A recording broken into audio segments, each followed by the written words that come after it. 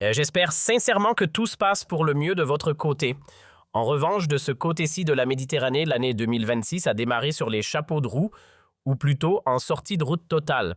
Sans vouloir dramatiser, quoique, c'est un véritable tourbillon de désordre.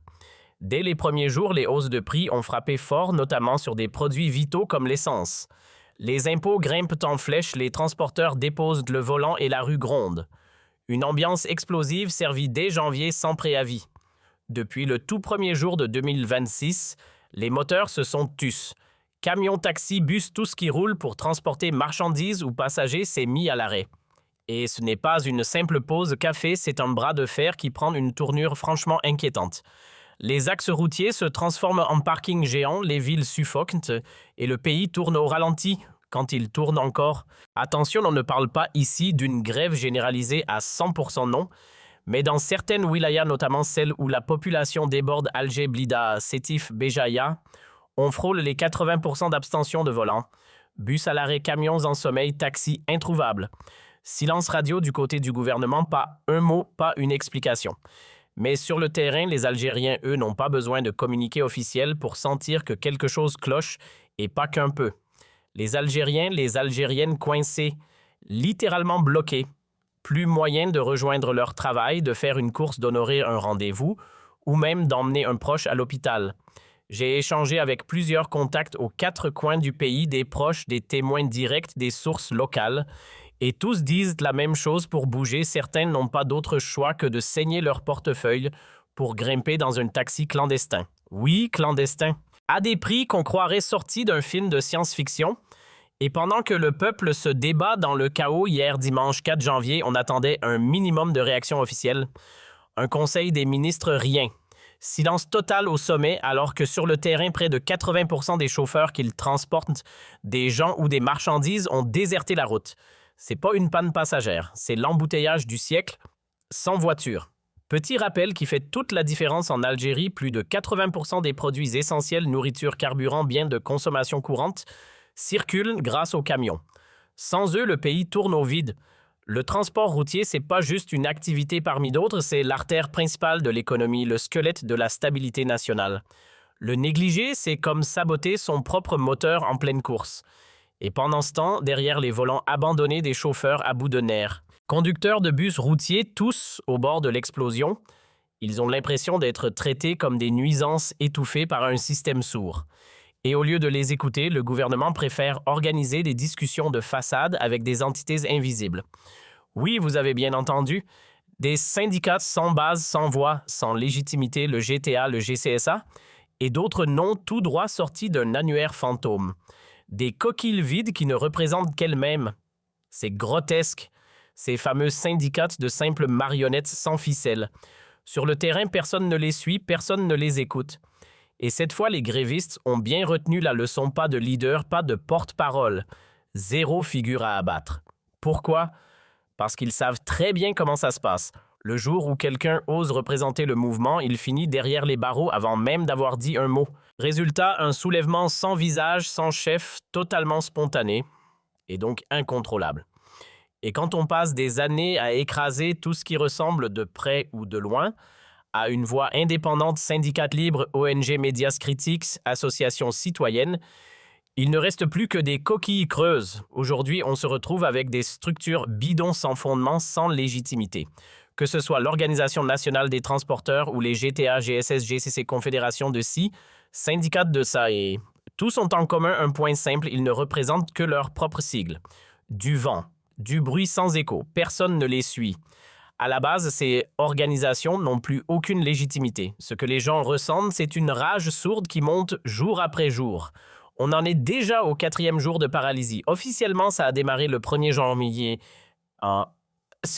janvier, mais c'est bien le 2 que le pays a commencé à boiter sérieusement. Aujourd'hui, on est le 5 et c'est tout un peuple qui se retrouve coincé. Lycéens, étudiants, travailleurs retraités, personnes vulnérables. Plus de 12 millions d'Algériens comptent chaque jour sur les bus, les transports en commun pour simplement vivre. Pas pour faire du tourisme, non. Pour bosser, pour se soigner, pour survivre.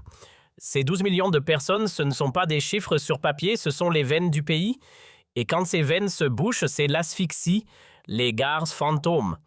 Le train horaire est lent. Le métro, un luxe pour quelques grandes villes. Le tramway, encore plus symbolique qu'utile. Dans l'intérieur du pays, si t'as pas un bus ou un minibus, t'as rien. Quant aux poids de lourds et camions, ils sont le dernier rempart entre les rayons vides et les familles. Sans eux, plus de pain, plus d'essence, plus rien. La panne sèche, ceux qu'on voit bloquer les routes, ce ne sont pas des preneurs d'otages. Ce sont juste des gens à bout qui n'avaient plus aucune autre manière de se faire entendre. Aucun syndicat crédible derrière eux. Aucune structure pour porter leur douleur jusqu'aux oreilles du sommet. Leur cri, ils ont dû l'envoyer eux-mêmes avec leur camion à l'arrêt pour seul mégaphone. Le sommet de l'État lui reste sourd. Ici, on gouverne de haut en bas dans une verticalité froide où le peuple ne fait que subir. Le pouvoir décide et le reste se tait. Cette façon brutale de diriger a transformé un simple malaise en véritable incendie social. Et si cette grève se prolonge jusqu'à la fin de semaine, les rayons des magasins risquent de se vider. Une pénurie, pas un fantasme, une conséquence logique. Vous voulez du lait. Ce sont les routiers qui l'acheminent, de la farine, du pain, du carburant, toujours eux. Camions, fourgons, semi-remorques. Tout ce qui nous permet de manger, de nous déplacer, de vivre, repose sur leurs roues. Sans eux, tout s'arrête. Ils ne sont pas accessoires, ils sont essentiels. Ils étouffent littéralement. Coincés entre un code de la route flambant neuf et une hausse des prix du carburant sortie de nulle part brutale, irréfléchie, presque cruelle. Et pourquoi aucune justification valable? C'est simple, ça n'a ni queue ni tête. À ce stade, le président Abdelmadjid Tebboune devrait sérieusement envisager un demi-tour comme il l'a déjà fait avec cette incroyable saga de la Banque d'Algérie. Vous vous souvenez, le patron limogeait une mesure irréaliste interdisant le cash dans les commerces annulés, fit ça tellement c'était lunaire illogique et totalement à côté de la plaque. Aujourd'hui, c'est pareil. Il doit intervenir et vite. Supprimer cette explosion des tarifs à la pompe, surtout pour le GPL. 33% d'un coup, sérieusement, c'est insensé. Pour les taxieurs, pour ceux qui en dépendent au quotidien, c'est un coup de massue. On parle de professionnels déjà étranglés par les coûts. 33%, c'est pas une hausse, c'est une gifle économique. Et pendant qu'on y est, parlons des pièces détachées hors de prix rarissimes, voire introuvables. Et on s'étonne que ça pète les pièces détachées introuvables. Les pneus, même combat. Et pendant ce temps-là, le pouvoir d'achat des Algériens fond comme neige au soleil. Du côté des professionnels du transport, qu'ils roulent pour livrer des colis ou pour transporter des passagers, les marges ont fondu à vue d'œil. Plus rien ne rentre. Ils bossent à perte, littéralement. Et pourtant, certains pensent que la solution serait de gonfler les tarifs. Augmenter les prix, très bien, mais jusqu'où? Si les taxieurs répercutent intégralement la flambée du carburant, on ne prendra plus le taxi, sauf peut-être pour son mariage ou un enterrement de luxe. Quant aux transporteurs de marchandises, s'ils veulent continuer à rouler sans couler, ils devront augmenter leur prix d'au moins 40%. Oui, 40% juste pour respirer un peu. Autant dire que ça ne sauve personne, au contraire, ça ne fait qu'alimenter l'inflation et enfoncer davantage la population dans la galère. Si on laisse les transporteurs gonfler leur prix de 40%, il va falloir s'accrocher. L'inflation, elle explosera comme une cocotte minute sans soupape. Les produits du quotidien grimperont en flèche, les tarifs de livraison s'envoleront et ce sont comme toujours les citoyens les plus vulnérables qui paieront l'addition. On parle ici d'une équation impossible, plus ça coûte moins, on peut vivre. Mais paradoxalement, cette bataille des routes pourrait bien, si elle débouche sur de vraies réformes, profiter aux gens ordinaires. Oui, ceux qu'on n'écoute jamais. Ce sont eux, les Algériens du quotidien, qui auront tout à gagner si leur pouvoir d'achat est enfin protégé. Maintenant, soyons honnêtes, combien pourront supporter une hausse du ticket de bus qui pourra encore se permettre un taxi et qui sérieusement pourra remplir son caddie si le moindre produit subit la répercussion de la flambée logistique? Alors non, ce n'est pas le moment de faire flamber les carburants. Il est temps que B, le président, prenne ses responsabilités et enterre une bonne fois pour toutes cette augmentation aussi soudaine qu'injustifiable. C'est brutal, c'est malvenu et surtout, c'est dangereux qu'on augmente le prix du carburant de 2% passe encore. À la limite, 3% pour certains types, pourquoi pas. Mais là, on parle de 7% sur le gasoil et carrément 33%, voire 34% sur le GPL, c'est juste démentiel. Totalement hors sol et surtout complètement mal calé dans le calendrier. Ce n'était clairement pas le bon moment parce que pendant qu'on parle de chiffres, les Algériens, eux, vivent autre chose. Une inflation qui les étrangle, des pénuries à répétition, une vie quotidienne de plus en plus insoutenable. Et comme si ce n'était pas assez, on vient encore leur charger la barque. C'est plus une politique économique, c'est un concours de qui va les faire craquer en premier. Et ce n'est pas fini, attendez de voir le menu de la loi de finances 2026, des taxes, encore des taxes, toujours plus de taxes, une ponction sur la facture d'électricité, une taxe d'habitation fraîchement débarquée, et même un péage fiscal pour passer la frontière vers la Tunisie. Chaque recoin de la vie devient un luxe. Et comme si le tout ne suffisait pas, on nous sert un nouveau code de la route. Celui-là, il mérite d'être mis au congélateur. On comprend l'intention, faire respecter la sécurité, réduire les accidents, sauver des vies. OK. Mais dans la forme, c'est injuste, disproportionné et punitif. Ce n'est pas un code de la route, c'est une punition nationale. Ce qui choque le plus dans ce nouveau code de la route, ce ne sont pas les règles, c'est la facture. Les amendes atteignent des sommets dignes de pays nordiques, sauf qu'on est en Algérie. Les concepteurs de ce texte, franchement, on se demande s'ils vivent sur le même territoire que nous. Quand une contravention peut grignoter jusqu'à 50% du salaire minimum, on n'est plus dans la prévention, mais dans la punition punitive. C'est carrément de la confiscation. Franchement, j'ai beau chercher dans quel pays on inflige une amende équivalente à la moitié du SMIC, je ne vois pas. Et pourtant, c'est ce qui nous pend au nez avec ce fameux nouveau code. Et le plus absurde, c'est que beaucoup d'Algériens ne sont même pas encore au courant. On leur prépare un piège légal version surprise. Adopté en catimini le 24 décembre comme un cadeau empoisonné sous le sapin, ce texte n'est même pas encore publié officiellement. Donc théoriquement, il n'est pas en vigueur. Il peut encore être suspendu. Et il devrait l'être. Parce que, soyons clairs, même si l'idée générale de renforcer la sécurité routière est bonne, le problème, c'est qu'on a collé des sanctions financières disproportionnées à une population déjà fragilisée. Ce code a besoin d'un sérieux relooking. Et surtout d'un peu de bon sens. Prenons un exemple qui pique une vitre sale, bam, 3000 dinars d'amende. Oui, vous avez bien entendu. 3000 dinars pour une vitre poussiéreuse, soit l'équivalent de 10% du SMIC algérien. En réalité, c'est même plus proche des 15%. Imaginez un peu en France, ce serait comme recevoir une prune de 200 € parce que ton pare-brise a vu passer une tempête de sable. Absurde passe chez nous. Et on ne s'arrête pas là. Une plaque d'immatriculation mal lisible, 5000 dinars. Oui, 5000. Ça fait plus de 20% du SMIC. Pour une plaque sale ou déformée, à ce tarif-là, on croirait que la voiture a commis un crime. Mais au lieu de balancer des chiffres au hasard, pourquoi ne pas regarder en face la réalité des portefeuilles algériens? Depuis 2021, les prix flambent, mais les salaires, eux, restent cloués au sol. Et attention, je parle ici des 65% de travailleurs qui bossent dans le privé, pas des 3-5 millions de fonctionnaires. La majorité des Algériens, ce sont ceux du secteur informel ou privé qui jonglent déjà entre survie et fin de mois. Et c'est à eux qu'on demande de payer ces amendes surréalistes. Allons donc. La fonction publique, si on compte large, on arrive à 3-5 millions de personnes. Mais une fois qu'on enlève les vacataires, les contrats précaires, les temporaires, il reste à peine 3 millions d'agents réellement stables. Le reste du pays, ce sont des millions d'Algériens qui bossent dur pour des salaires oscillant entre 30 000 et 40 000 dinars, parfois même moins. Et à ces gens-là, on veut coller des amendes de 3 000, 4 000, 5 000 dinars pour une plaque pas bien vissée. Sérieusement, regardez un peu les tarifs priorité. Refusez à un piéton 5 000 dinars. Petit excès de vitesse 5 000. Pas de ceinture 8 000. Pas de casque. Pareil, et si vous osez répondre au téléphone au volant jackpot 12 000 dinars, soit la moitié d'un SMIC algérien, vous avez oublié votre clignotante félicitation, encore 12 000 dinars. Contrôle technique non fait 12 000. Transporter un enfant de moins de 8 ans sur une moto, devinez quoi, toujours 12 000. On ne parle plus d'amende, là on parle de saignée légale.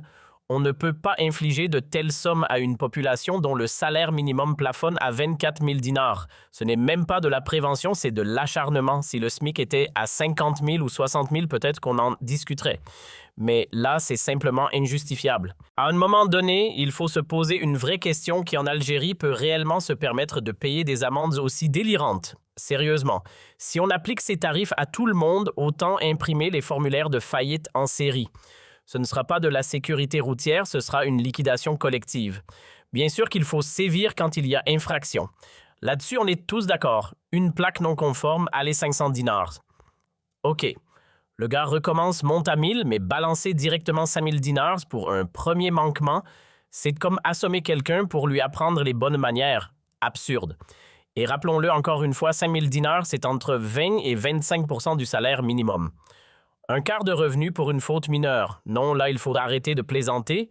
Ceux qui pondent ces lois vivent dans un autre monde, un monde climatisé, sans facture, sans galère, où le frigo est toujours plein, payé par l'État. Ils vivent dans un confort insolent complètement déconnecté de la réalité des Algériens lambda, pendant que le peuple compte les dinars, eux, ils comptent les privilèges. On a l'impression que certains législateurs rédigent les lois entre deux cocktails loin, très loin du quotidien des Algériens. Ce qu'ils pondent des règles complètement déconnectées de la réalité. Bien sûr qu'il faut mettre des amendes, bien sûr qu'il faut de la rigueur sur les routes, mais à quel prix faut-il vraiment sécuriser la circulation en affamant de la population? Tirer à vue sur le pouvoir d'achat, c'est ça leur stratégie. Étrangler les ménages déjà à bout, ce code de la route, franchement, on dirait qu'il a été conçu pour des citoyens suisses ou scandinaves avec des salaires à 5 chiffres. On ne dit pas qu'il ne faut pas légiférer. On dit juste, faites-le avec un minimum de bon sens, un minimum de contact avec la réalité économique du peuple. Parce que oui, il y a une réalité sociale. Les Algériens, on peut les sensibiliser, les former, leur apprendre à attacher une ceinture ou à respecter un clignotant. Mais 8 000 dinars parce qu'on a oublié de tourner un levier 12 000 dinars pour une erreur d'inattention, c'est plus de la pédagogie, c'est une gifle, une vraie. 1 200 dinars, ok. 1 300 passe encore. Mais 12 000, la moitié d'un SMIC. Allons, soyons sérieux. Faut redescendre sur terre sérieusement. Il est temps qu'Abdelmajid sorte de son silence et dise 2 mots, ou plus, à ses hauts responsables. Oui, ceux qui manifestement rédigent des lois depuis une autre planète. Ces messieurs sûrement bien augmentés récemment ne paient ni loyer, ni facture, ni courses. L'État les loge, les nourrit, leur déroule le tapis rouge.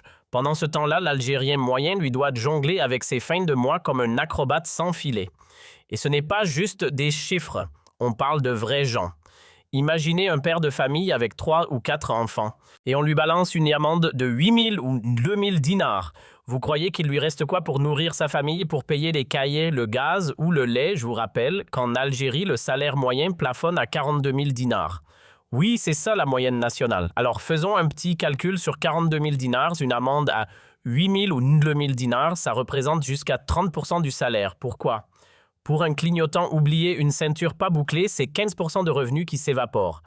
Et encore, on ne parle même pas du salaire minimum. Là, ce serait pire. Franchement, ça frôle l'indécent. Et encore 42 000 dinars, c'est juste une moyenne. Une illusion statistique. Parce qu'en réalité, des millions d'Algériennes gagnent bien moins que ça. Rien qu'entre 35 000 et 40 000 dinars, ils seraient environ 5 millions. 5 millions de citoyens qui ont une voiture, qui doivent se déplacer, qui tentent de vivre dignement. Et voilà qu'on leur claque en pleine figure hausse du carburant, envolée du prix de l'électricité, taxée en cascade, et cerise sur le gâteau des amendes plus élevées que leur épargne. Mais à un moment, stop. On est littéralement en train de dépouiller les gens, de leur arracher ce qu'il leur reste. Il faut que le président Tebboune agisse et vite. Ce n'est plus du luxe, c'est une urgence nationale. Il faut secouer les hautes sphères du pouvoir, faire le grand ménage et rappeler à ceux qui écrivent les lois qu'un texte ne peut pas ignorer la réalité du terrain, celle du peuple, celle de la rue. Parce que non, tout le monde ne bosse pas pour l'État. Il n'y a qu'une poignée de privilégiés, une toute petite minorité qui touche des salaires à 6 chiffres. Certains, oui, reçoivent plus de 100 000 dinars, parfois même 120 000, ou plus bien à l'abri dans leur bureau climatisé, mais ils ne représentent qu'une fraction. Le reste du pays lui rame. Et il rame sans bouée. On ne va pas tourner autour du pot, la majorité des Algériens vit dans la galère. Et là, au lieu d'alléger le fardeau, on leur balance à la figure des hausses de carburant et des amendes à prix d'or. C'est plus qu'une erreur politique, c'est une gifle, une humiliation. Comme si on voulait les affamer à petit feu, les pousser encore plus bas, leur imposer la pauvreté comme mode de gouvernance. Et après, on s'étonne que ça gronde, que les gens descendent dans la rue. Oh, franchement, vous vous attendiez à quoi? Ça commence toujours calmement, une grève ici, une protestation là. Et puis ça explose. Et là, on ne parle plus de simples revendications. On parle de colère brute, une colère qui couve dans les files d'attente sur les réseaux sociaux, dans les bus à l'arrêt, et qui peut éclater à tout moment. Alors, il serait peut-être temps d'agir, de convoquer un conseil des ministres, pas pour les photos, mais pour remettre les pendules à l'heure. L'Algérie, ce n'est ni la Suisse ni la Finlande. Ici, on ne gouverne pas avec des lois copiées-collées depuis l'Europe. Il faut des décisions ancrées dans la réalité, dans la rue, dans les foyers, dans la vérité du terrain.